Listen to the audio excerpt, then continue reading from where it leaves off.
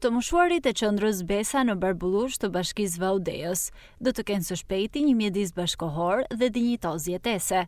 Këshilli i Qarkut Shkodër në bashkëpunim me Bashkinë e Vaut të Dejës do të kryejë këtë investim të domosdoshëm për të rikthyer në parametrat optimal këtë qendër.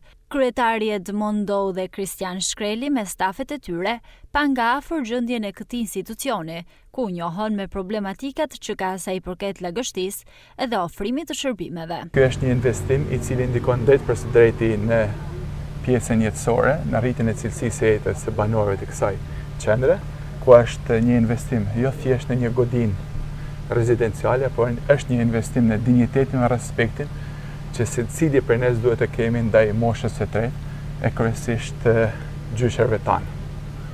Kam një falënderim të veçantë për gjithë stafin e kësaj qendre, sepse sa herë që vim këtu gjem një ngrohtësi, një shërbim dhe një përkujdesje të jashtëzakonshme në çdo cep të kësaj qendre, gjithashtu për bashkëpunimin mjaft të mirë të Këshillit të Qarkut dhe Bashkisë Vaudejës dhe kryetarit Shkreli për gatishmëri në bashkëpunime të tilla, sepse kjo është një qendër e dytë rezidenciale në Bashkinë e Vaudejës, mbas asaj të vëllezërve Nën Tereza në Boshat, ku po kryejmë. Ky është një shërbim me infrastrukturë, ndërsa atje kemi kryer disa shërbime për sa i përket personelit dhe infrastrukturës materiale. Bashkëpunimi ndërinstitucional do vazhdojë edhe për qendrat e tjera rezidenciale, jo vetëm me Bashkinë e Vaudejës, por edhe me bashkitë e tjera të Qarkut të Shkodër. Duhet falenderoj kryetarin e Qarkut për bashkëpunimin. Ky nuk është bashkëpunimi vetëm që kena bërë me kryetarin e Qarkut, kemi bërë disa investime tjera.